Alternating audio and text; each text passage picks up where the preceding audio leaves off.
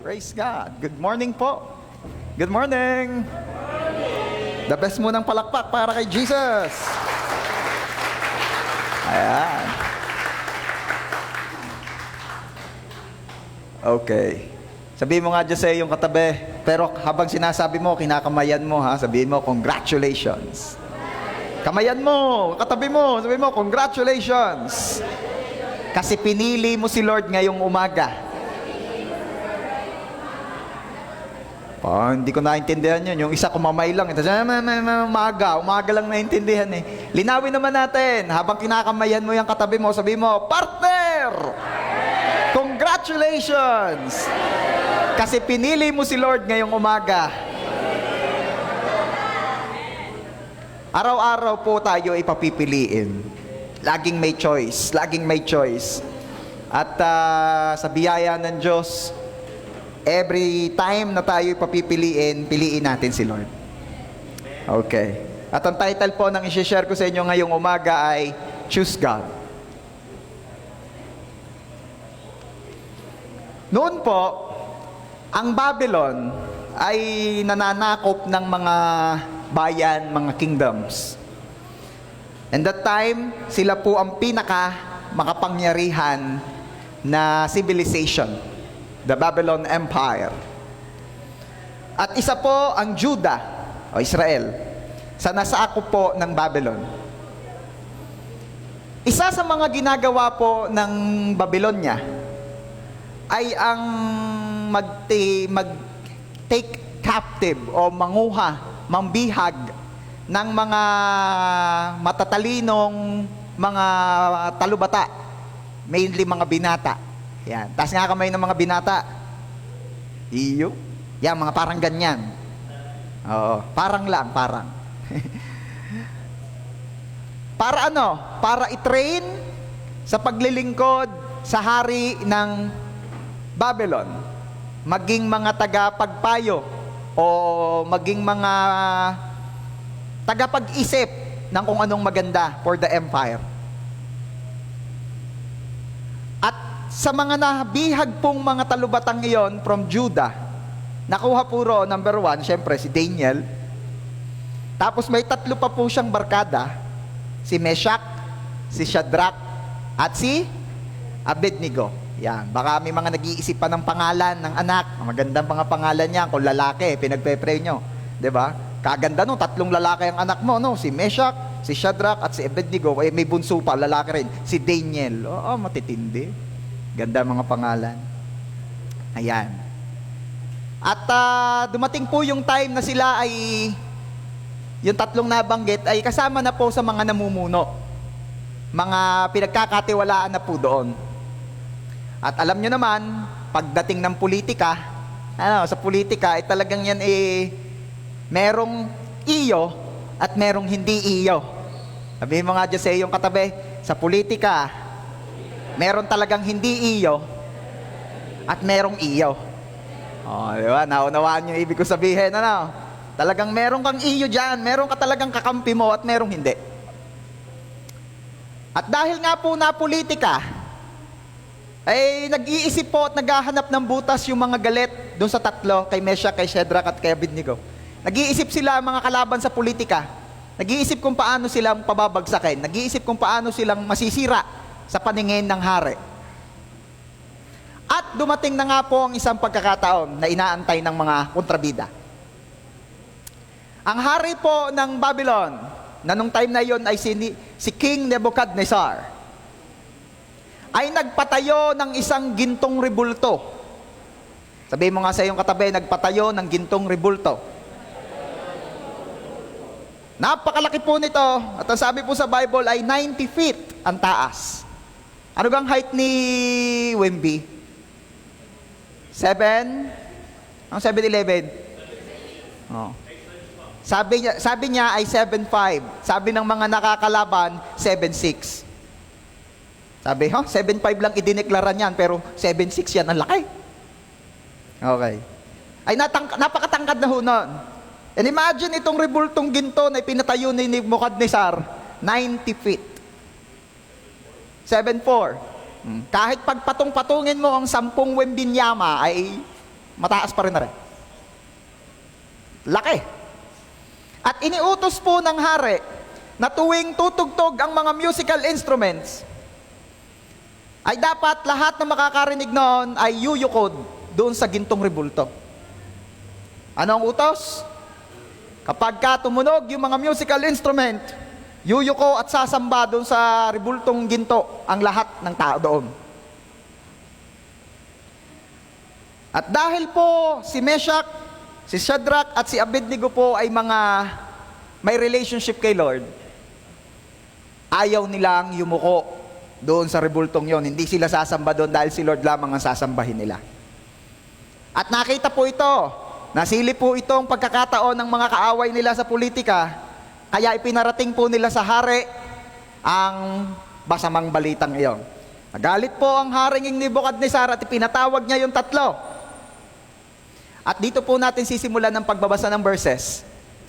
In Daniel chapter 3 verse 14, ang sabi po roon, sinabi ni Haring Nebukadnezar, Shadrach, Meshach, at Abednego, totoo bang hindi kayo naglilingkod sa aking mga Diyos, ni sumasamba sa rebultong ginto na aking ipinagawa? Yan ang tanong ni Nebukadnezar doon sa 3. Verse 15, iniutos ko sa inyong lumuhod kayo at sumamba sa ipinagawa kong rebulto, sa sandaling marinig din niyo ang tunog ng mga instrumento. Kung hindi, ipapahagis ko kayo sa naglalagablab na pugon. Yeah. Sino nakakita na rito ng pugon? Nauso ho yung cheese disal na, yung pandesal na may cheese. At ako natutuwa kapag nakikita kong yung binibili ko hinahango pa mula sa pugon. Diba? At sigurado mainit yun. Nakita nyo naluluto nga yung pandesal. Yun nga nagtitinda, ilagay mo sa loob, luto yun. Mainit yung pugon, right? At ang sabi po ni Haring Nebukadnezar, ang hindi daw sasamba doon sa rebultong gintong pinagawa niya, ay ilalagay, ihuhulog, ipapasok, ipahahagis sa naglalagablab na pugon. Nakakita na ho ako ng pugon, pero hindi pa ako nakakita ng pugon na naglalagablab. Dahil yung pugon na ho mismo, mainit na yan, pero yung naglalagablab, imagine that. Yun daw ang kaparusahan. At sa pagpapatuloy po, sa palagay ba ninyo ay may Diyos na makapagliligtas sa inyo mula sa aking kapangyarihan? Yun ang sabi ni King Nebukadnezar doon sa 3. Pansinin po natin ang sagot ng 3. In Daniel chapter 3 verse 16. Sinabi ni na Shadrach, Meshach at Abednego, mahal na Haring Nebukadnezar, wala po kaming masasabi sa inyo tungkol sa bagay na ito. Hindi sila tumanggi, di rin sila nagdadahilan. Gawin ninyo kung iyan ang gusto ninyo. Ang Diyos na aming pinaglilingkuran ang magliligtas sa amin sa naglalagablab na pugon at mula sa inyong kapangyarihan. Yan. And on verse 18, kung hindi man niya kami iligtas, ito sabi ng 3 sa hari, kung hindi man niya kami iligtas, hindi pa rin kami maglilingkod sa inyong mga Diyos, ni sasamba sa rebultong ginto na ipinagawa ninyo. Oh, nagmatigas eh. Sabihin mo nga sa iyong katabi, nagmatigas. Sa kabila naman, sabihin mo, nanindigan. Sabihin mo naman sa sarili mo, pinili ay si Lord. Diba? Kaya si Lord, napapasana all na lang sa 3 eh. Sana all pinipili ako. Palagi. Sana all. Ha? Pinili nila ang Diyos.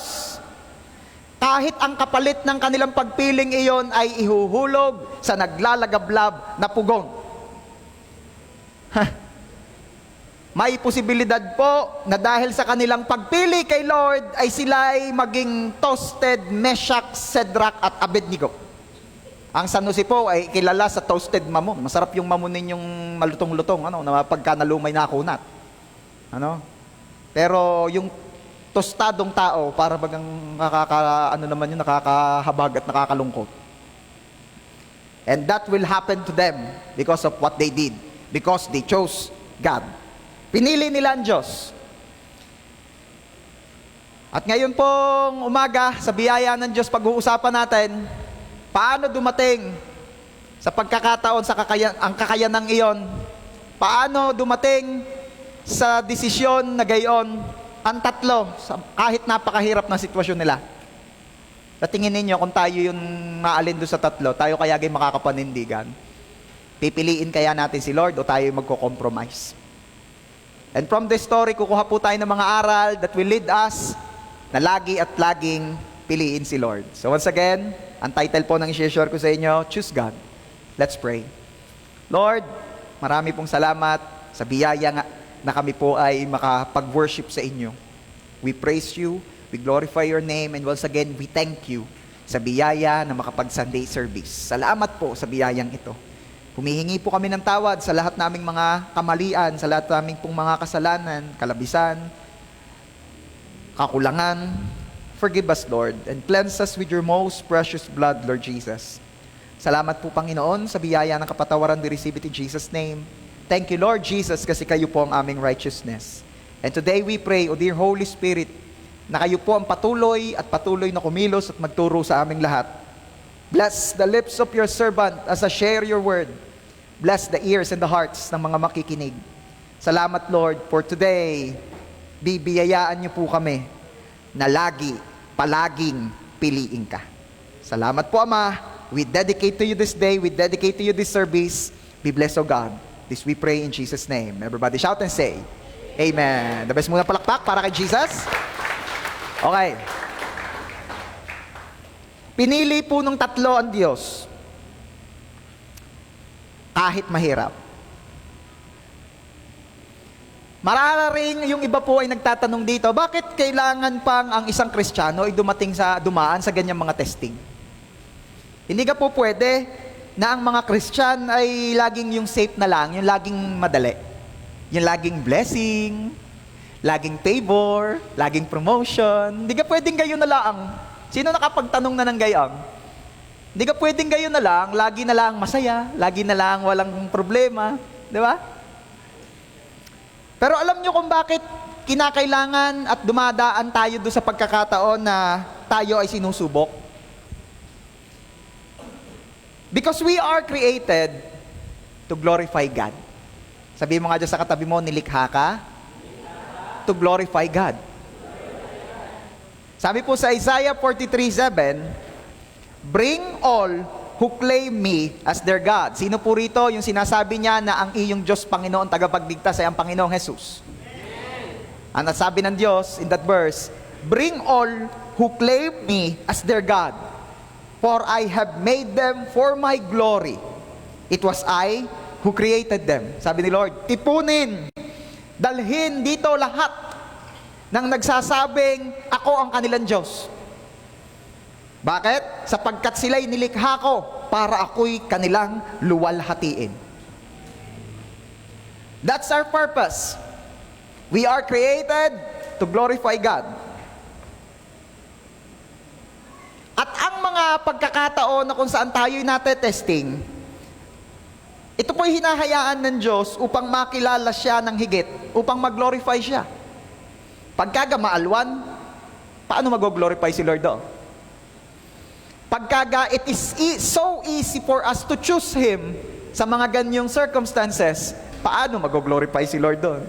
Pero kapag napakahirap ng sitwasyon, kapag napakasikip ng pagpipilian, kapag it is a lot easier to compromise than manindigan at piliin kung ano ang tama, piliin kung ano makalulugod sa Diyos, then pinili mo yan, Diyos, pinili mo what is good, then we are giving so much glory to our Creator. Every day we face choices. Araw-araw, lagi-lagi meron tayong hinaharap na pagpili. Actually, kahit yung pag-church mo, yan ay choice mo. Diba? At congratulations once again kasi pinili mong mag-church. Bakit? Yung iba hindi nila piniling mag-church ngayon. Pero ikaw, sa biyaya at for God's glory, pinili mo na mag-church. Pinili mo si Lord. Diba? Pwede ba palakpakan mo si Lord sa buhay niyang katabi mo? Lahat choice. Lahat pili. Diba?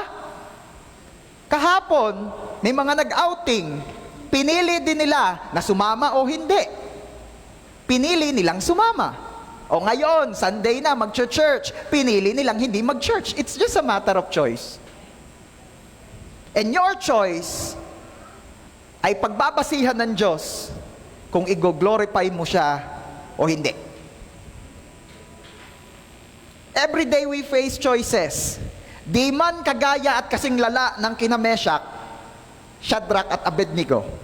Pero alam nyo, lahat ng choices na yan, pareho lang ang target niyan. Ang target ay puso mo. Pareho lang ang purpose. At ano yon? Kung pipiliin mong i-glorify si Lord o hindi. Kasi hinahayaan ng Diyos na may mga ganyang testing kasi gusto ni Lord na magawa natin ang purpose natin. Alam nyo bang kahit sa gitna ng testing, nandun pa rin ang love ng Diyos? Kasi gusto ni Lord, ma-exercise natin ang ating purpose. Magawa natin ang ating purpose. Ang hirap kaya ng taong nabubuhay nang walang purpose. At lalong napakahirap ng taong nabubuhay na salungat sa kanyang purpose. 'Di ba? Imagine naman, ikaw ay isda at pinipilit kang lumakad sa karsada. 'Di ba? Sino nakakita rito nung nakalagay sa social media yung nagtatanong sa veterinaryo, Dok, ano pong gagawin ko sa alaga ko? Ayaw pong kumain. Ano bang alaga? 2 pirasong tilapia nasa kahon, binibigyan ng pagkain. Dok, ano pong gagawin ko sa mga alaga ko? Ayaw pong kumain. Eh, pambihira naman, paano kakain yan? Tilapia, ilagay mo sa kahon? Natural, hindi yan para dyan. Di ba? At gayon na lamang tayong kamahal ng Diyos na gusto niyang magawa mo kung ano talaga ang purpose mo, kung bakit ka talaga nilikha. Okay. Gusto ni Lord magawa natin ang purpose natin, ang mag-glorify siya. Ano ba yung mga choices na yan? Ito yung mga choices. Actually, halos kakaturo ko lang sa inyo nung choose good. Diba? Yun yung last point nung overcome evil with good. Diba? Lagi may choices. Magpapatawad ba o gagante? Diba? Magpapasensya ba ako o papatol? Diba? Oh, praise God, wala nang mga tricycle akong napatulan ngayon papunta rito. Thank you, Lord. Truck naman. Eh, yung ganamang ang signal ay nasa sakanan siya, ang signal niya ay pakanan, di ang isip ko'y gigilid, nag-aayos lang siguro ng pwesto, biglang pumasok sa kaliwa. Oh. Naliliitan ata sa wigo. Praise God at hindi ko nahagip yung truck. Kawaawa yun kung nahagip ko. Sabi ni Pastora, Be, magdahan-dahan ka. Ewan ko ha, ako pa naman inamamanting antay nga pagayon. Yung alam kong ako'y dahan-dahan na at alam kong ako yung nagitgit, tas ako pang sasabihang magdahan-dahan. Sabi ko sa isip ko na lamang, I choose good. Ako'y huminga ng malalim at ako'y nagpuri. Ayun. Nagpupuri rin ng mga anak ko sa likod. Nag-aaway. Ang gusto nung maliit ay kay buti-buti mo ang kakantahin. Yung malaki, ang gustong kantahin ay ibigin ka o Diyos ng higit sa lahat dahil yun daw ang line-up ngayon. Ay hindi alam nung maliit. Ang alam lang ay kay buti-buti mo. Ayun, nagtatalo sila sa pagkanta. At least ako huwag thankful kay Lord dahil ang pinagtatalunan nila ay kung anong worship nakakantahin kay Lord. Ano? Kahirap naman nung yung mga anak mo nagtatalo sa ibang bagay. Masakit sa dibdib yun ng magulang. Anyway, ano pa? Ipagpe-pray ko na lang ba? O ichichismis ko pa? Yan ang mga choices ano? Bubuuin ko ba? O wawasakin ko? Sasabihin ko ba ang totoo? O magsisinungaling na ako? Anak, naibigay na gang inyong card. Hindi pa po. Kailan daw ibibigay? Bago po bumalik si Jesus. Matutuwa ka ba sa blessing ng iba? O maiinggit ka? Aba, ikita mo nga naman ng ating tropa. Kahit pa gayong-gayon, nagka-girlfriend din naman na maganda bro, helmet yan. Hindi maintindihan kung natutuwa ka ba o naiinggit. Ano pa mga choices? Matatakot ka ba o magtitiwala? Diba? Magbibigay ka ba o magdadamot? Mag-i-invite ka ba? O mahihiya? Mag-church ka ba? O sasabihin mong masakit ang katawan mo kasi galing ka sa outing kahapon? Every day, we face choices. Kagabi, may pinaalalahanan ako. Sabi ko, pag sinabi niyang mga nag-outing na yan na masakit ang katawan nila kaya wala kinabukasan sa church, sabihin niyo, pag sumakit ang katawan ay ipabunot na. Digay pagka nasakit ang ngipin, ipinabubunot. And church, kung anong pipiliin mo sa choices na yan, ay siyang magpapasya kung maluluwalhati ba natin si Lord sa buhay mo o hindi. Okay, balikan natin yung tatlo. At alam kong ito ang pinakaiintay natin eh. Pastor, ano ba ang meron dun sa tatlo kay Meshach, Shadrach at Abednego na napili nila ang Diyos kahit napakahirap na sitwasyon nila? Ano ang mga katangian ng mga taong si Lord ang pinili? Diba? Sino ho rito yung yung ikaw ay nagpapaalam o nagdidesisyon kang mag-church ka at ang nakaabang sa iyo ay ihuhulog ka sa nagniningas na pugong pag ikaw ay nag-church? Wala naman yan, oh. Kaya napaka-bless ho natin. Dati para lang makapag-church, ang tindi ng mga pagdadaanan. Pag nahuli, pinapako, pinakakain sa leon. Sa atin, buti na lang, kahit sa guyam, hindi kayo pinakakagat eh, no? Kapakaalwan nga natin, napaka-bless natin. Pero pag-usapan natin, ano ang mga katangian ng mga taong si Lord ang pinili?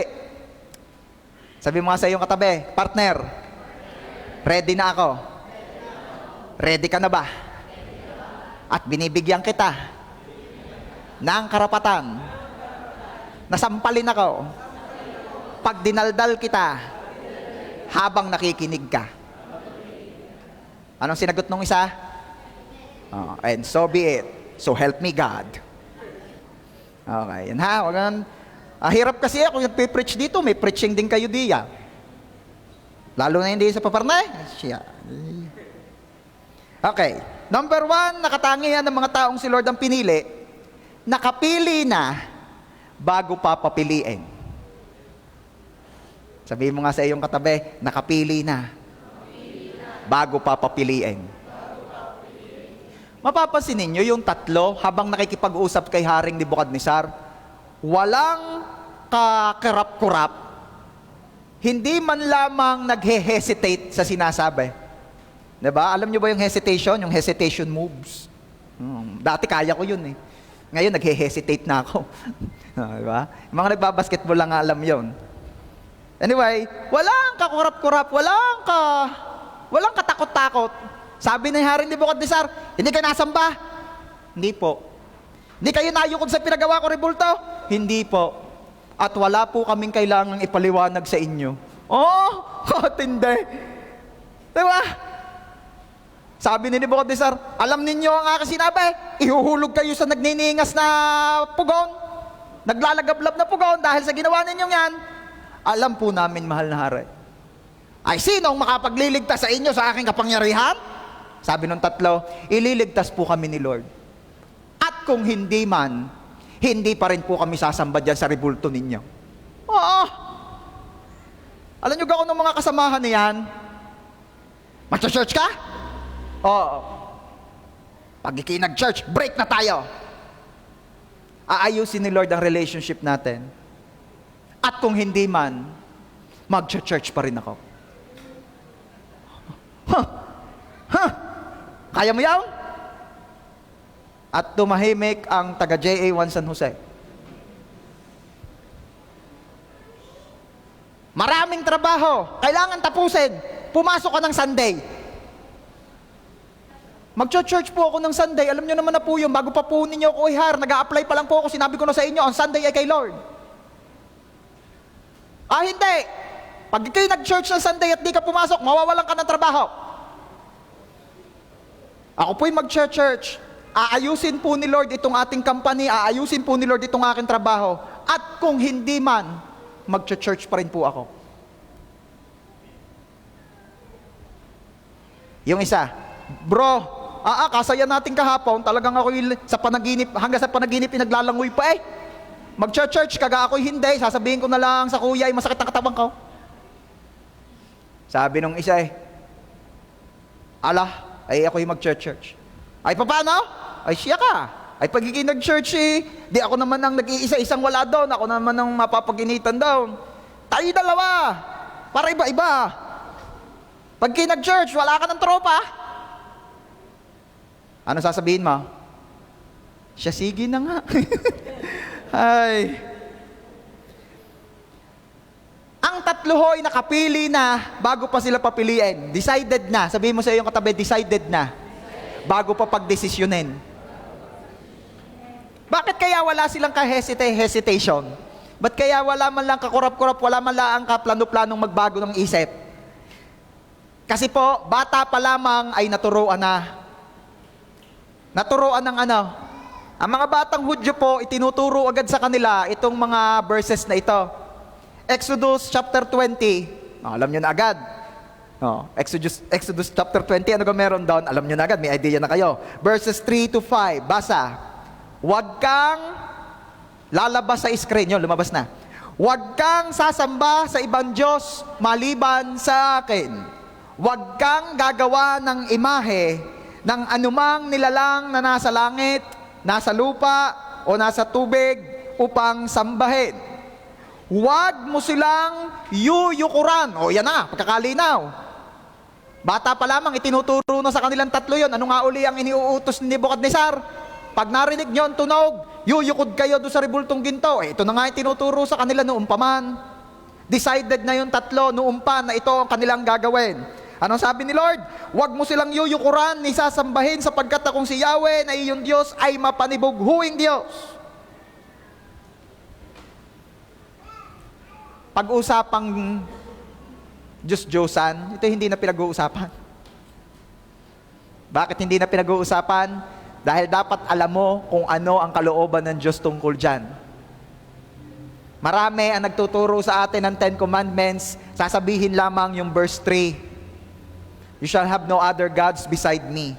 At hindi nila ma-discuss ang verse 4 at verse 5. Bakit? Meron silang iniingatan. Meron silang ayaw i-touch. Meron silang alam nila na pag narinig yun ng tao, it will open their eyes. Na ano ang bilin ng Diyos? Nakarugtong at kasama nung huwag kang magkakaroon ng ibang Diyos maliban sa akin, huwag kang gagawa ng anumang figure. Ng anumang figure na may kamukha sa lahat ng nilikha. Di ba? At ano pa? Huwag kang yuyukod. Huwag kang yuyuko, huwag kang magbabow down. At huwag ka lalong sasamba. Yun ang bilin ng Diyos. Kaya itong mga bagay na ito dapat alam natin. And whenever there are somebody or may people, may mga taong ikaw ay questionin because of this stand, ano sasabihin mo? Kagaya nung tatlo. Hindi na natin to kailangan pag-usapan pa. Dahil bago pa natin to pag-usapan, decided na ako. Bago mo pa ako papiliin, nakapili na ako. Na si Lord lamang ang yuyukudan ko, na si Lord lamang ang sasambahin ko. Anong sagot ng tatlo kay Haring Nebukadnezar? Verse 16. Sinabi ni Shadrach, Meshach at Abednego, mahal na Haring Nebukadnezar, wala po kaming masasabi sa inyo tungkol sa bagay na ito. O, di ba? Kung ipaparaphrase mo, wala na po tayong dapat pang pag-usapan. Nakapili na po kami. Bago nyo pa po kami papiliin ngayon. Bakit? Kasi alam nyo, pagka pinag-usapan pa, parang nakikipag-transaction ka. Alam nyo, ito ay alam ng mga marketing experts na kapag nakuha nila ang attention mo, at napahaba nila ang conversation nyo, most likely mamaya mapapabili ka na nila. Di ba? Kaya kung wala ka talagang plano, huwag mo nang pahabain. Kung wala ka talagang plano na maya-maya mabago ang isip mo hanggang sa mapadil ka din, huwag ka nang makipag-usap. Period na agad. I am not interested, thank you. Hi, this is Shea. This is Shai from Global Telecommunication. Gusto niyo po bang mag-upgrade ng inyong ano? Hindi na, okay na ako. Thank you, God bless you, bye-bye. Diba? Kung pahahabain mo pa, ano gang meron di yan? Kami po may promo ngayon. Pag nag-upgrade mag-upgrade po kayo, yung inyo pong babayaran ay 5,000 na po per week, bibigyan po namin kayo ng pares na kambing. Siya nga! Siya nga! Opo, ay siya nga ako talaga ho, yung pares na kambing. At kung gusto nyo nga ho, dagdagan nyo pa po ng 5,000 yung inyong iaabel at ang amin po ipadadala sa inyong inahin ay buntis na. Maganda ho ang lahi ng kambing na rin, 3 ho rin. Ma'am, taga saan ka talaga kayo? Taga-Globe ka ho kayo o kayo nagbibenta ng kambing? Taga Garcia. Di ba? Pag pinahaba mo ang pulong, as if para ka lang nagpapataas ng price tag. Hello? Di ba? Kung ang pakikipag-usap ng 3 kay Haring Nebukadnezar ay ganito, mahal na hari, hindi po kami sasamba diya sa inyong rebultong niya. Bakit? Ay sinagot agad ng 3, wala na po tayong pag-uusapan pa. Period na paano kung ang sagot ng 3 dahil ho ng yang kami ho ay mga mayor ngayon, kaya hindi na. Ay ano gang gustong mangyari? At baka mapapag-usapan pa. Ay depende ho yun, mahal na hari. Kung kami gagawin yung governor, baka pag-isipan ho namin 3. Nakita nyo? Parang nakikipag-deal. Parang pinatataas lang ang presyo. Pinatataas lang ang price tag. Di ba? Pero ano sabi ng 3? Wala na ho tayong pag-uusapan, mahal na hari. Katindi. Katindi.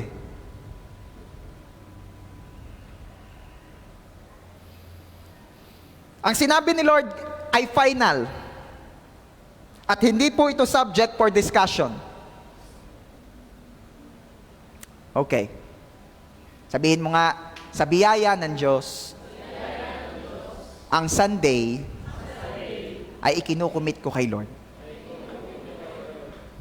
At bago pa po ako dumating sa sitwasyon na ako'y papipiliin kung mag-church o hindi, simula sa oras na ito, ako'y nakapili na. In Jesus' name. Amen. At lahat na nagkukumit ng sinabi ngayon, palakpakan mo ng the best si Lord.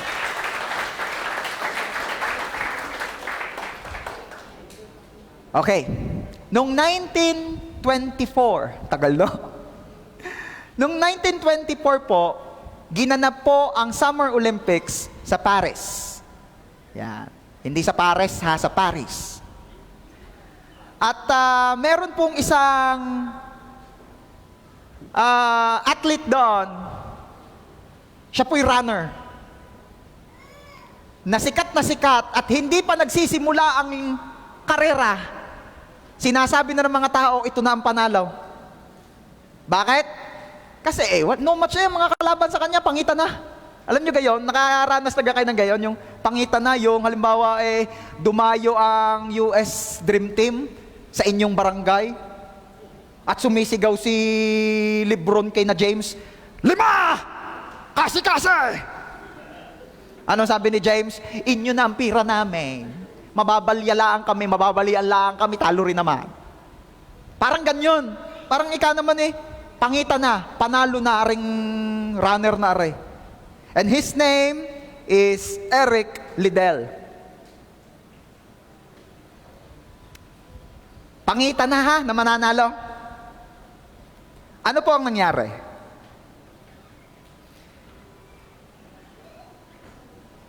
Nung nalaman po ni Eric Liddell na ang schedule ng 100 meters dash of sprint ay Sunday, and Eric Liddell is a Christian, sabi niya, yain na, talo na ako, hindi ako sasali. Sabihin mo nga sa iyong katabi, partner, Olympics yon. Sa kabila naman sabihin mo, partner, sure win na yon. Sabihin mo naman sa kabila, partner, isang Sunday lang naman. Diba? Pwede mong isipin if you were Eric Liddell, isang Sunday lang naman. Ganun may makaka-apekto sa akin salvation. Yeah. Ako na may maunawaan ni Lord, isang Sunday lang naman. Pagkatapos naman nun winner na. O the next Sunday ako mag-church, babawi ako. Pati second service sa atin, ako. para bawi.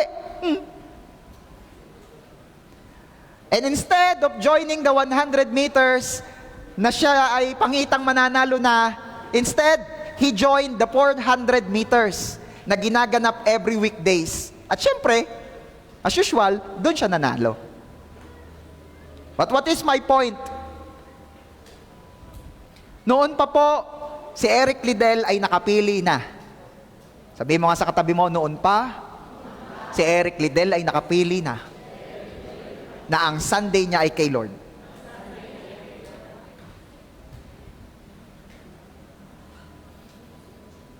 Tanungin ko kayo, church, ano ka minsan ang nagiging ipinagpapalit natin ang Sunday?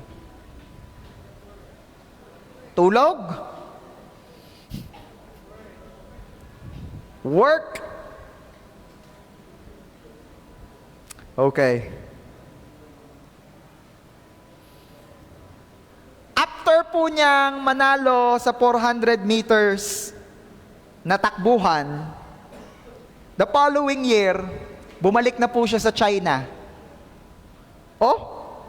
Bakit siya bumalik sa China? Siya is Scottish. Kasi doon po siya ipinanganak. Dahil ang parents po niya ay mga missionaries doon.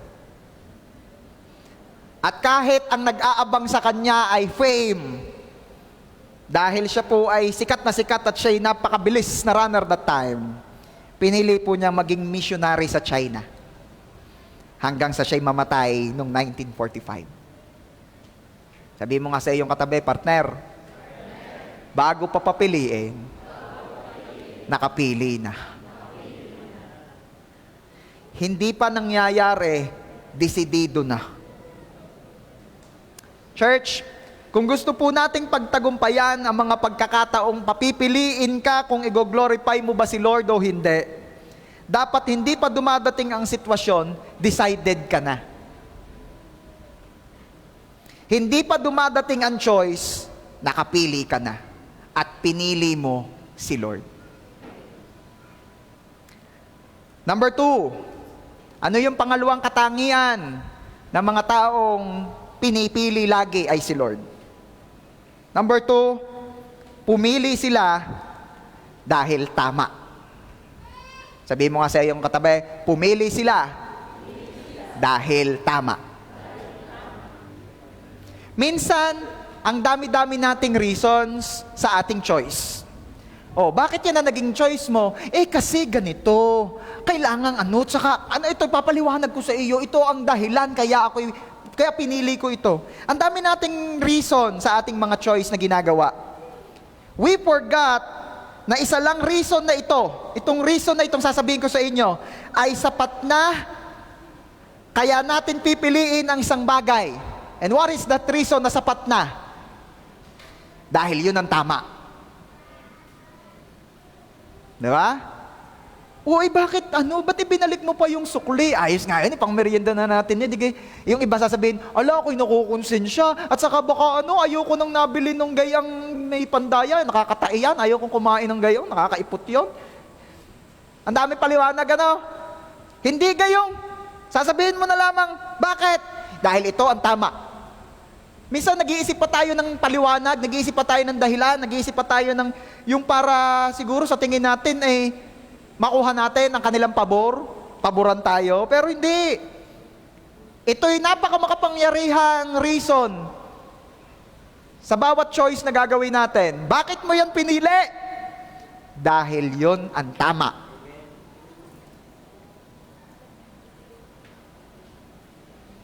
Yung isa ang sabi, bakit yan ang ininom mo? Ito ang tama. Iba yan. May tama ka rin. Tamaan ka dyan.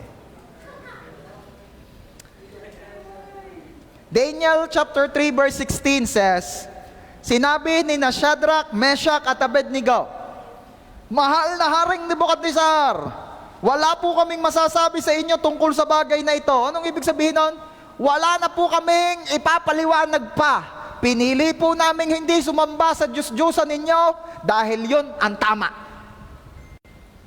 Anak, bakit ikaw sa halip na magpahinga at ikaw na may 1 linggo sa Maynila, sa halip na magpahinga, ikaw 1 linggo nagtatrabaho, At saka ikaw ay parang makatipid din. At saka, bakit ikaw ay agang-agay mag-church na naman? Ano ipapaliwanag mo?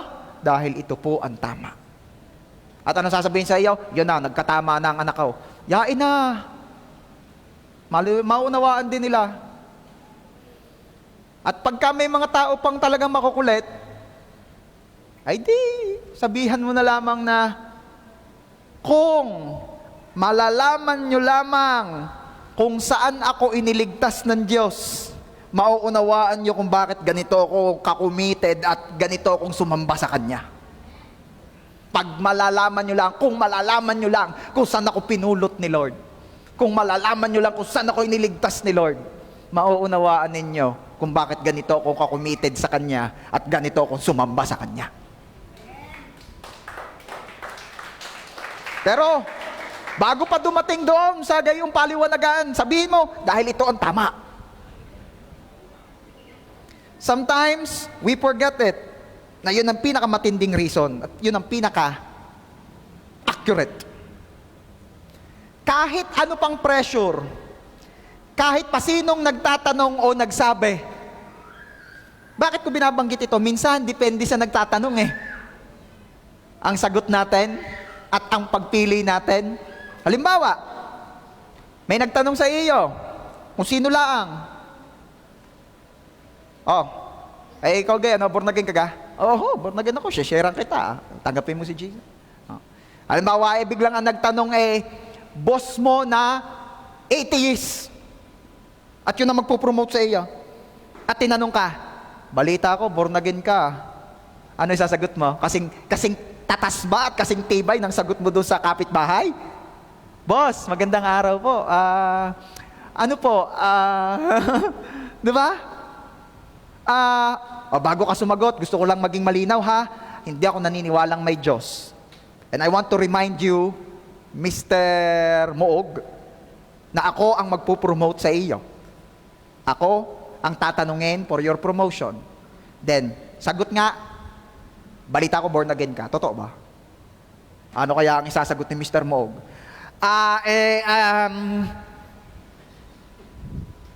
Depende sa nagtatanong minsan, ano?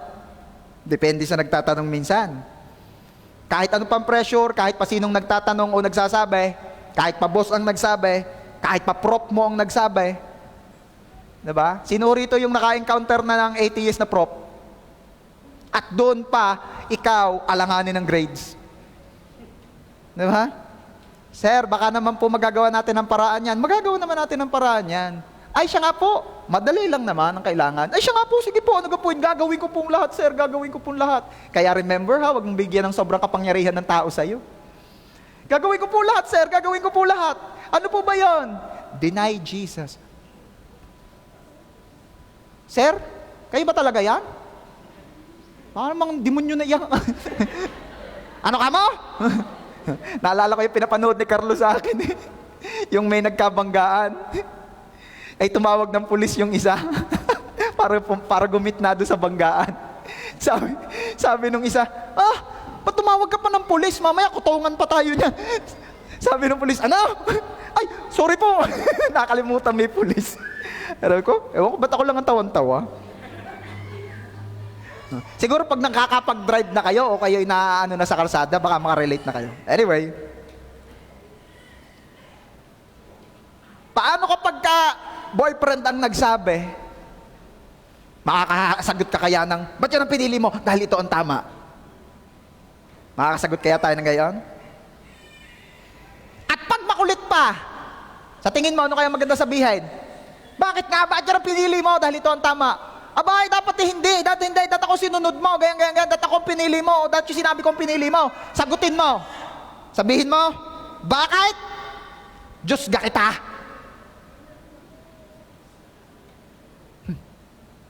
Diyos ga kita. Pumasok ka ng Sunday. Marami tayong trabaho. Magcha-church po ako. Hindi. Pumasok ka kailangan. Bakit Diyos ga kita?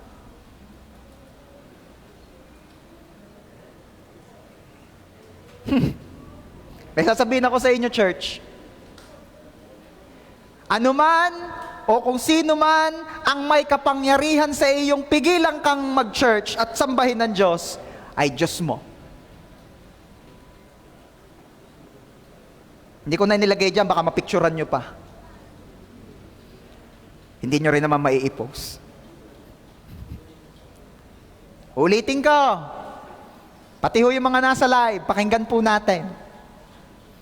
Ano man o sino man, ang kaya kang pigilan at may kapangyarihang pigilan kang sumamba sa Diyos, ay Diyos mo.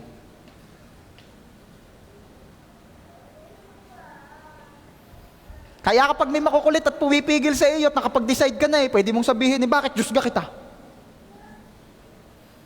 Kasi hindi ikaw ang Diyos ko. At ang Diyos ko ay si Lord, kaya ako'y sasamba sa Kanya at hindi ako susunod sa iyo. Paano kung magulang ang nagsasabi? Pipili ka.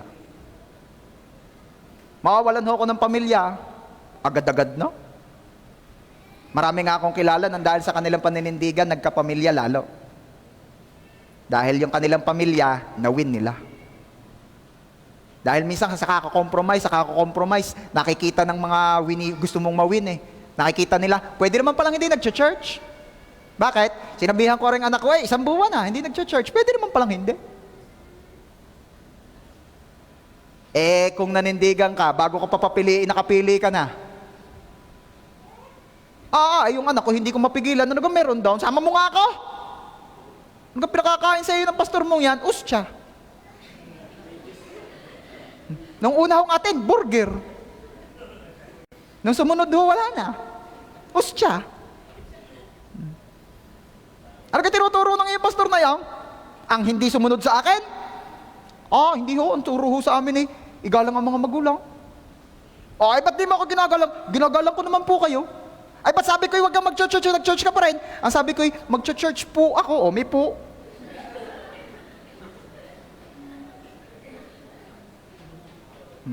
Inay, huwag nyo na pong pahantungin pa sasagutin ko kayo ng bakit gapo ninyo ako pinipigilan? Kayo gapo Diyos ko. Masasampilong ka na.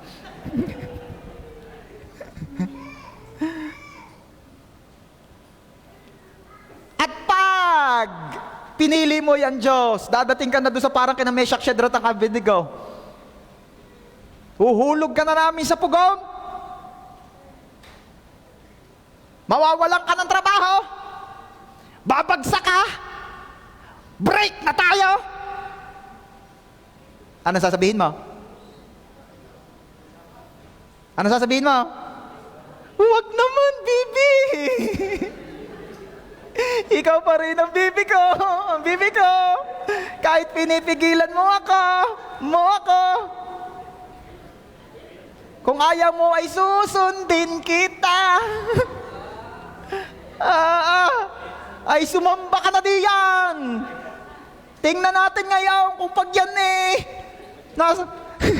tingnan natin ngayon kung ikaw ililigtas na yan.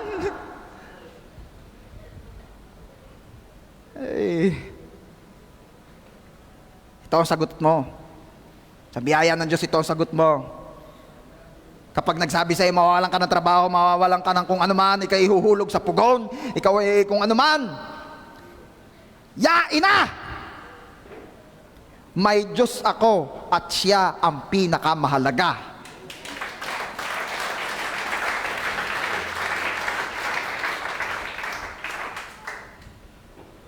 Babarek? Ayaw ko. Bago pa ako papiliin, nakapili na ako. Nang iinumin? Hindi. Ng pulutan? Hindi. Ako'y mag-church linggo. Mawawalan ka ng tropa, yain na. Si Lord ay sapat na at higit pa.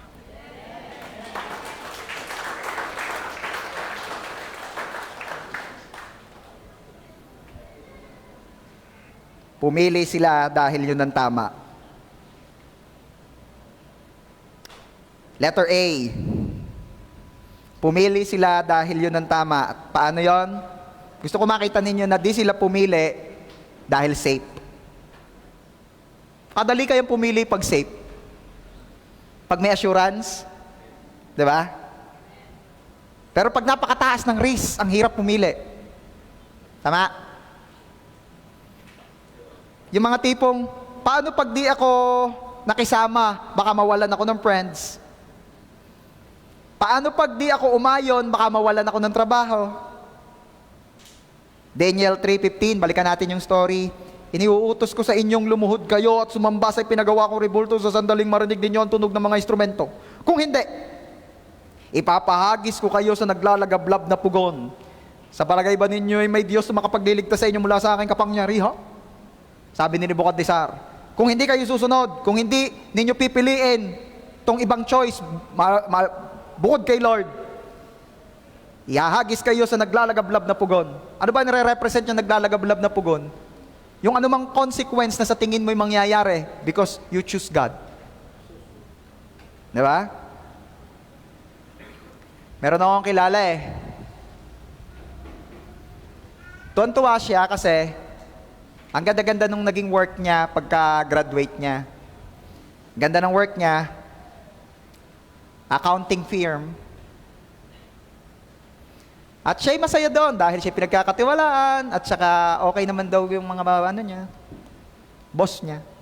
Mabait sa kanya, generous pa. So ayos na ayos, goods na goods. Pero alam niya, dumating siya doon sa point na nag-decide siyang iwan yung company kahit okay kasi pinag-dodoktor siya sa mga tax. Ang tawag ay window dressing. Pinag-dodoktor siya sa tax. Yung para kaunti lamang ang babayarang buwis ng isang company client nila ay pinadodoktor sa kanya. O liitan mo ang magiging buwis nito para kaunti lamang ang ibabayad na buwis nitong company ito. At di in return, babayaran nila tayo. Alam niyo kung anong ginawa nung kilala kong yan? Nag-resign na siya doon sa company. Bakit? Ayaw niyang mag-window dressing. Ayaw niyang mang-doktor. Ayaw niyang makiayon sa mali naman na gustong gawin ng kliyente nilang kumpanya. Ay anong kapalit? Di walang trabaho. Meron pa ako isang kilala. Engineer naman ito. At nakapasok siya sa mechanical engineer po siya. Ang napasukan niyang pong trabaho somewhere in Manila ay yung nag-repair sila, nagme-maintenance po ng elevator. Ang siste ho'y garito. Yung kanyang mga kasama, dinodoktor ang time in, time out. Laging OT sa time in, time out. Pero hindi sila OT. Sa time in, time out lang OT. Dahil itong kaya kilala ko, ay pinili kung ano ang tama, ay di laging inilalagay niya kung anong oras talaga siya dumating at saka kung anong oras talaga nila natapos yung trabaho. Ngayon, nakita ng management. Sabi ng management, magkakasama kayo doon sa site. Bakit lahat ng kasama mo OT? Bakit ikaw hindi? Di ba? OT lahat sila, ikaw hindi. Magkakasama kayo doon sa site, doon sa project. Ano ibig sabihin nun? Hindi pa tapos ang trabaho, umaalis ka na? Magpaliwanag ka. Siya na nga ang nagawa ng tama, siya pa ang napagalitan. Madalas ganun. Ano sabi niya? Hindi po talaga naman kami OT, ganitong oras naman po talaga natapos. Nagagalit ngayon yung mga kasama niya sa kanya. Sabi ng kanya mga kasama, ay siya, pagayan ka ng gayaan. Ay, magiging impyerno itong kumpanyang ito sa iyo. Pagayan ka ng gayaan, makisama ka na lang. Para naman sa iyo yan hindi ka napagod, may OT ka pa. Makisama ka na lang. Ano ang ginawa nung kakilala kong yon? Nag-resign. Alam niyo, nasa abroad na siya ngayon. And by the way, yung nag-resign din doon sa isang kumpanya dahil pinagdodoktor siya ng tax ng kliyente nila, mas maganda na ngayon yung company na pasukan niya. Diba? Palakpakan naman natin si Lord para naman kayo. Meron akong papangalanan. Para naman sabihin naman ninyo, kwento lang ata ni Pase. Meron kasing hindi pwedeng pangalanan, meron pwedeng pangalanan. Yan. May nagre-request na i-mention ng pangalan, hindi ko nire-request lalo. Pero may papangalanan ako. And her name is Jillian. Andito si Jillian ngayon nakita ko siya. Alam niyo po si Jillian, siya po ay working student. Diba? Ano ba ibig sabihin ng working student? Ay di, estudyante, napasok sa school, at the same time, siya ay nag-work. At alam niyo po ba, na since nasa fast food chain po siya, talagang in demand doon ay Friday, Saturday, Sunday. Pero nagsabi po siya na mag-o-opt siya ng Sunday kasi gusto niya laging makapag-church. Palakpakan naman natin si Lord sa buhay ni Jillian. At alam niyo po, mahirap yun. Alam mo na mas kailangan ka pag linggo, tas magpapaalam ka. Alam mo bang pagka may toyo ang boss mo, napatapat kang may toyo ang boss mo dahil laging pagod kaya yung mga nasa ganyan sa fast food. Baka sabihin, di wag ka nang pumasok. Talaga po, payag na po kayo, di pa papasok tuwing Sunday. Wag ka nang pumasok dito kahit kailan. Mahirap yun. Pero biyaya ng Lord. Napaboran ng Lord si Jillian, pinayagan. At every Sunday nakaka-attend na yan. Praise God. Diba? Palakpakan natin si Lord. Di sila pumili dahil safe. May risk, but they chose God. Pumili sila, hindi dahil safe, pumili sila dahil yun ang tama. Alam nyo, kung mabalikan natin ang kwento ng tatlo, kung pinili nilang lumuhod, yun ang safe. Gasino na naman yun. Diluluhod ako, hindi ko na lang isa sa puso. Nox. Diluluhod na ako, hihingi na lang ako ng sorry kay Lord pagkatapos. Diluluhod na lang ako at let's just respect the law of this land. Pwede naman ganun. Pero hindi sila nakapag-compromise. At kahit may danger na nakaabang, pumili sila at pinili nila ay kung ano ang tama. Sometimes we forgot na that's the only reason. Yun ang sinabi ko na kanina. Just think. Alin ang tama, yun ang piliin mo. Okay. What else? Letter B. Di sila pumili dahil may kapalit. Diba yung sinasabi ko kanina? Walang nakaabang na blessing, walang nakaabang na reward. O sige, pipiliin ko si Lord kung ako ibe-bless niya. Diba? Hindi ganon. And wag po tayong hihingi ng kondisyon kay Lord sa ating pagsunod o pagpili sa Kanya. Alam ba ibig sabihin nun? Balikan natin yung story. Daniel chapter 3, verse 18. Tulungan nyo nga po ako magbasa. 1, 2, 3, basa. Kung hindi man niya kami iligtas, hindi pa rin kami maglilingkod sa inyong mga Diyos ni sasamba sa ribultong ginto na ipinagawa ninyo. Hindi po humingi yung tatlo ng anumang kondisyon. Hindi nila sinabi, Lord, kung ililigtas mo kami, pipiliin ka namin. Hindi. Ready na sila. Ano sabi ng tatlo? Kung ililigtas kami ni Lord, goods. Kung hindi kami ililigtas, si Lord pa rin ang pipiliin namin. Hindi sila humihingi ng kondisyon. Basta sila ay sumunod, pinili nila ay si Lord. Okay. Yung iba kasi sinasabi ganito, Lord, bigay mo sa akin to, susunod na ako. Sounds familiar? Diba? Alam nyo pag ganun, napaka-controlling. Napaka-controlling na to the point na pati si Lord gusto nating pasunurin. Kaya nga ang itinurong prayer ni Jesus sa atin ay diba? Our Father in heaven, hallowed be your name, your kingdom come, your will be done. Because it is a prayer na nag-aalis ng control sa atin at inilalagay ang buong control sa Diyos. Your will be done. Alam niyo church, nung tinanggap po natin ang Panginoong Jesus, sinabi natin, ano nga sinabi mo? Tinatanggap kita, kayo po ang aking Panginoon. Kayo po ang aking Diyos, kayo po ang aking Panginoon. Alam mo ba ibig sabihin nun? Ang ibig sabihin nun, Lord, kayo na po ang may control ng buhay ko. Kayo po ang aking Panginoon, kayo na po ang may control ng buhay ko, kayo na po ang masusunod, hindi ako. Kayo ang Panginoon, ako ay hindi. At alam mo ba kung sino makakapag-pray lang nito? Sila na nagtitiwala sa Diyos. Your will be done, Lord. Take full control, Lord. I trust you. Kasi kung may trust issues ka pa, lalo na kay Lord pa talaga nagka-trust issues hindi mo masasabi ito. Hindi mo maipag-pray ito, Lord. Take full control. Your will be done, not my will. Kasi kung di nagtitiwala, akala lagi sasaktan ng Diyos, akala lagi kukuhanan ng Diyos, akala lagi pababayaan, hindi makakapag-pray ng ganyan.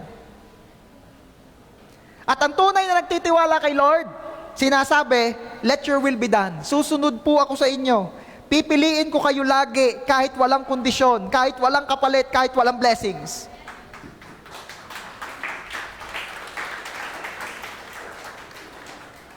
Church, makakapag-decide po tayong piliin si Lord kahit sa mahirap na sitwasyon, kagaya nung tatlo, kung nagtitiwala po tayo sa Kanya. Kung decided tayo na susunod tayo kahit walang kapalit. Ako'y may nakausap ganito ang sabi. Alam niyo ho, pastor, mabilis ang blessings pag ako'y sumusunod kay Lord. Mabilis daw ang blessings pag sumusunod siya kay Lord. Tunay naman nga Pag pinipili ko si Lord, pag naglilingkod ako, mabilis ang blessings. Tunay naman. At habang nakikinig ako sa Kanya, ito ang nabubuong tanong sa isip ko. Hindi ko sinanong sa Kanya, syempre, pero ito ang nabubuong tanong sa isip ko. Paano pag hindi na mabilis ang blessings? Susunod ka pa. Paano pag hindi na mabilis ang blessings? Siya pa rin ang lagi mong pipiliin. Paano kung hindi na mabilis ang blessings? Maglilingkod ka pa rin. Yung mga tipong minsan yun daw isang pastor, kinakausap ng asawa, mahal, di ka laging nagtituition yung ating panganay? Oo, mahal. Papasok na rin yung ating sunod, magtituition na uli yan. Anong iyong plano? Anong sabi ng pastor? Siya, makapag-artista na.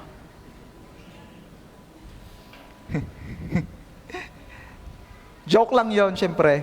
Pero, sa mga gayong pagkakataon, mamimili ka pa. Mamimili ka na ba? Magbabago na ba decision mo?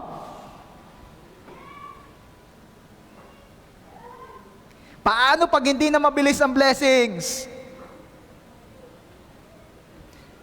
Pastor, bakit may mga ganyang sitwasyon? Bakit kailangang papipiliin pa at kahirap? Kasi asa ng glory sa pagpili kung maalwan? Asa ng papuring ibibigay mo sa Diyos kung maalwan naman ang pamilyan, yung kadali naman ang pamilyan Yung ang pamilyan ang tanong ay, what is the square root of 130,375,000,000? A, yung sagot. B, none of the above. Ano sasagot mo daw? Di parang, malamang rin na. Kadali ng pamilyan O kaya A, yung number, figure. B, bonus. Kadali naman. Kadali ng pamilyan. Hindi ka na magre-review. Walang ka, dating-dating. Pero kapag mahirap ang pamilyan at pinili mo ang Diyos, church, grabing glory ang binibigay mo kay Lord. Anong sabi ng tatlo? Kung kami ililigtas ni Lord, praise God. Kung hindi, pipiliin pa rin namin siya. Anong sabi ni Lord? Matindi rin mga aray. Anong sabi ni Paul? Ang mabuhay para kay Kristo. Ang mamatay, di kagaling, makikita ko na si Kristo.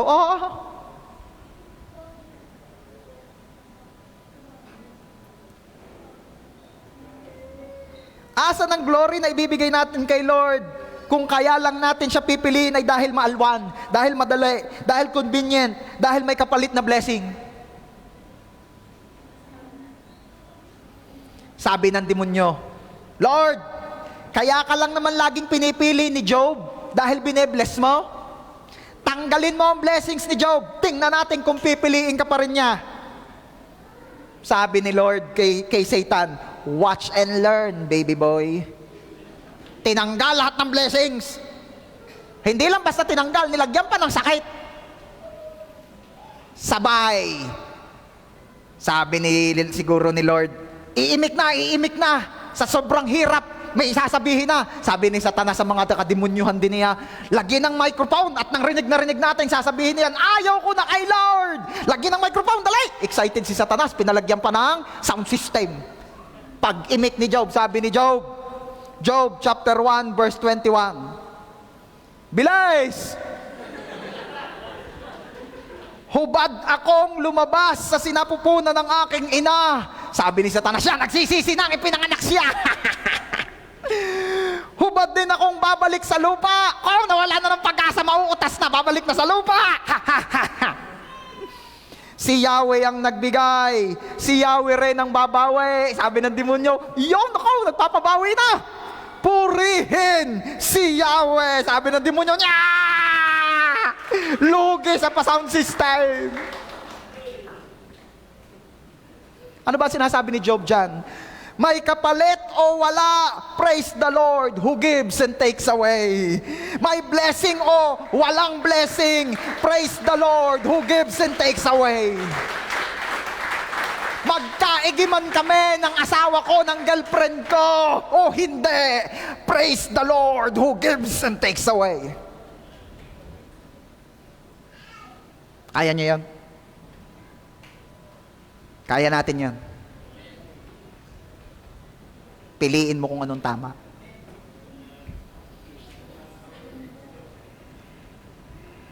Nung tinanggap natin ang Panginoong Jesus, sinabi natin, kayo po ang aking Panginoon.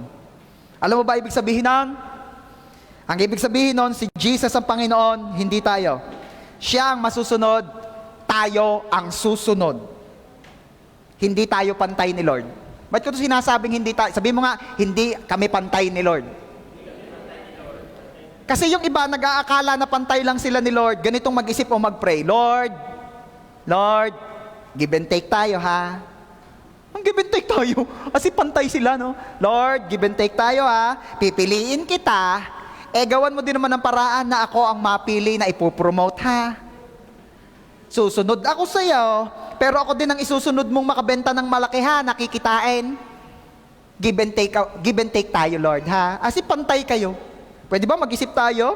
Hindi tayo pantay ng Diyos. Diyos siya, tayo hindi. Malinaw? At dahil Diyos siya, sumunod tayo. Period. Kahit walang blessing, kahit walang kapalit. Ano sabi ng tatlo? Pipiliin namin si Lord. At kung hindi man kami ililigtas, pipiliin pa rin namin si Lord. Dahil yon ang tama, kahit walang kapalit.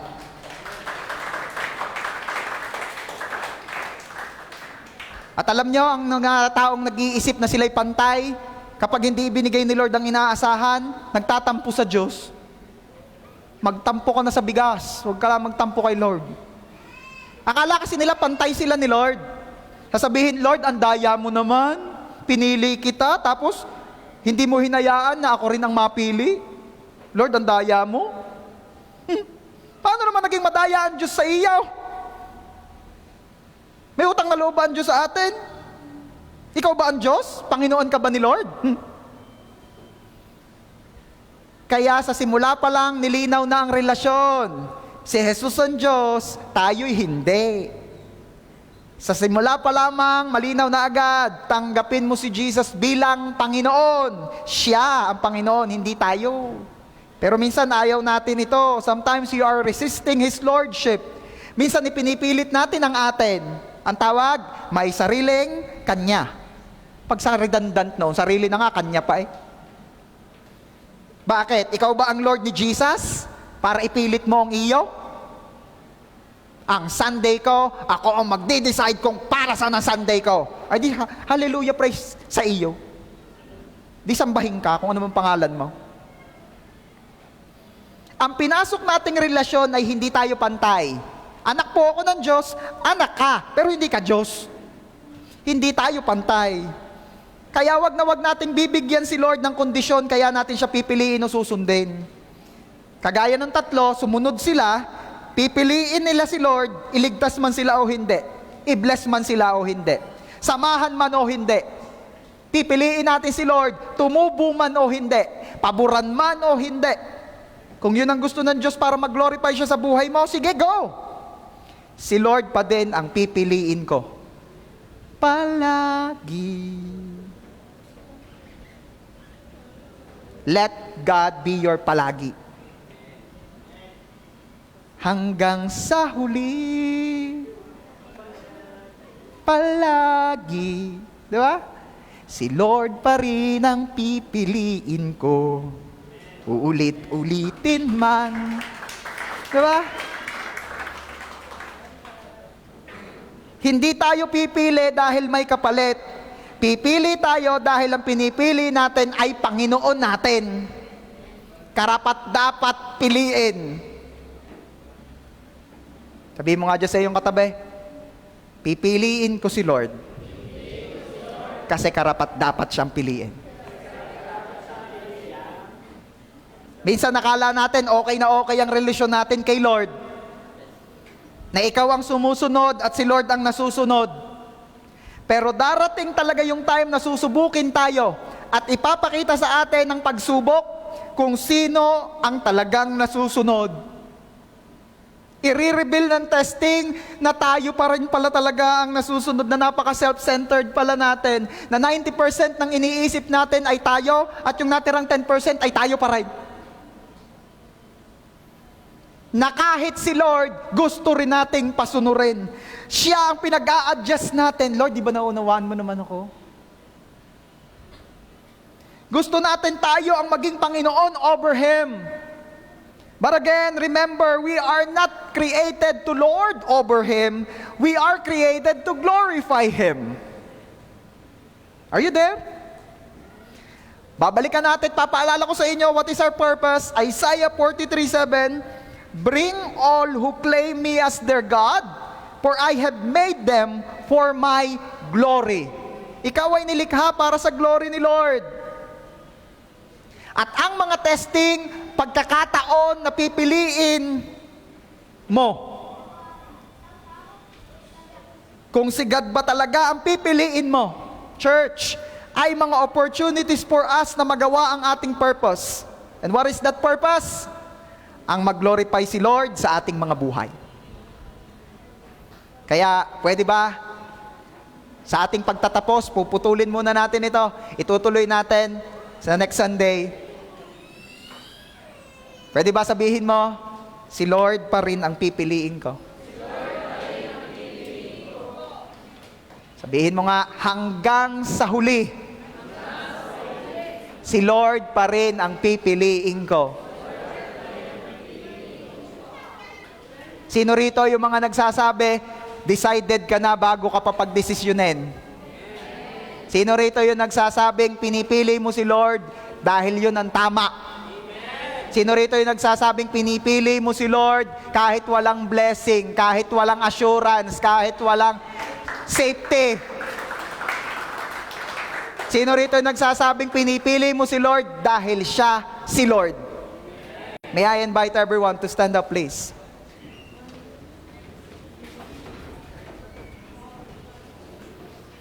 Kung ikaw yung nagsasabi ngayon at nagdi-decide ka, sinasabi mo, simula sa oras na ito, nagdi-desisyon na ako, bago pa ako pagdesisyonin, pumipili na ako, bago pa ako papiliin. If you are that person,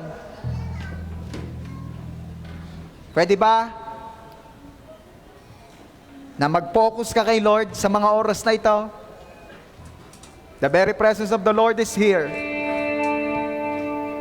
If you really choosing, deciding na si Lord talaga ay Diyos, Panginoon ng buhay mo, come on, paramdam mo ngayon sa presensya niya kung gaano mo siya ginagalang. Paramdam at ipakita mo ngayon sa presensya ni Lord that He is Lord, that He is King over you.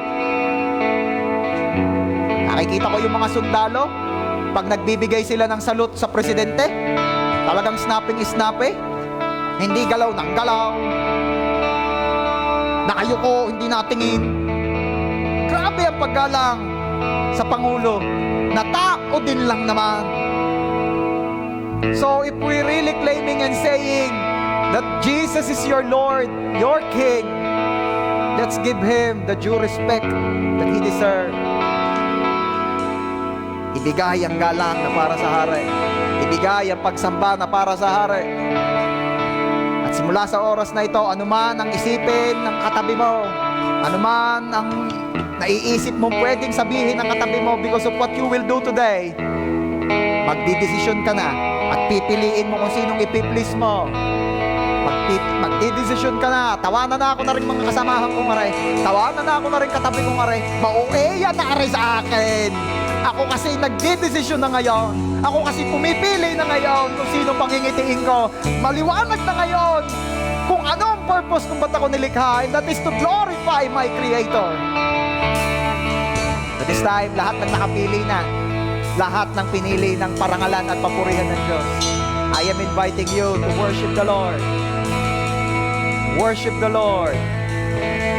Worship the Lord.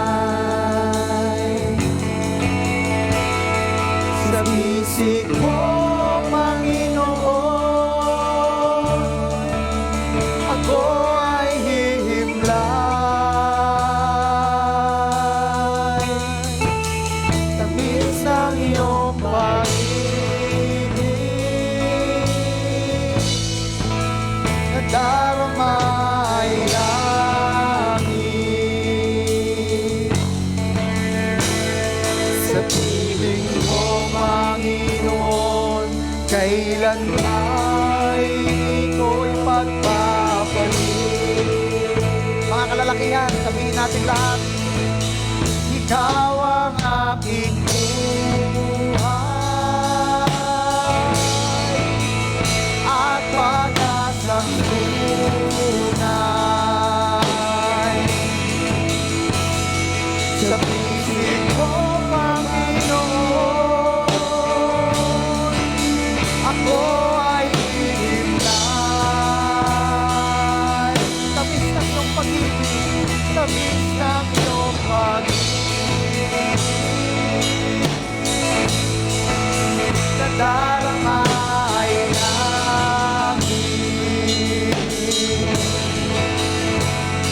Sa piling mo, Panginoon, kailan may ito'y pagpapalit. Mga kababaihan, come on, sabihin mo kung sino pinipili mo ngayon. Ikaw ang aking buhay.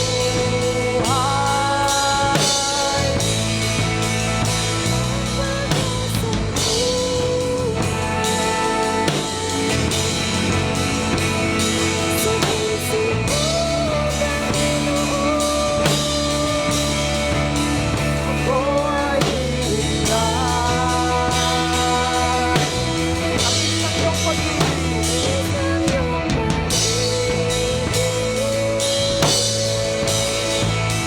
nadaramay langit. Sa piling mo, Panginoon, kailan may ika'y pagpapalit. Madalas tayo, sabihin mo kung ano ang pili mo. Ikaw ang aking buhay at pag-asang tunay.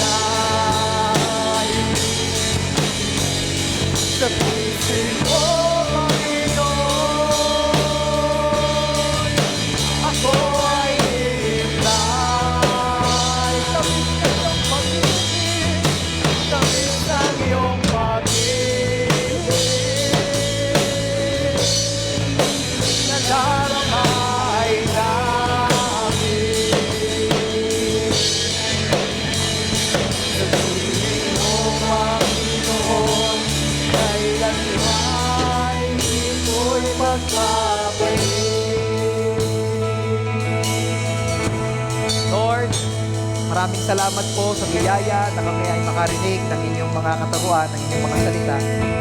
Salamat po, Lord, dahil pinakita niyo po sa amin na hindi automatic yan. Kailangan namin pumili. Hindi automatic. Kailangan namin mag-decide. Salamat, Lord, for telling us to choose you. And Lord, we pray, anuman ang maging sitwasyon, biyayaan mo kami, Lord, na piliing papurihan ka. Anuman ang aming kaharapin, most especially right after this service, paglabas namin ng lugar na ito, anuman ang aming kaharapin, anuman ang aming maging sitwasyon, bless us to choose you. At piliin ka kahit walang assurance, piliin ka kahit di madali, piliin ka kahit walang blessing na kapalit.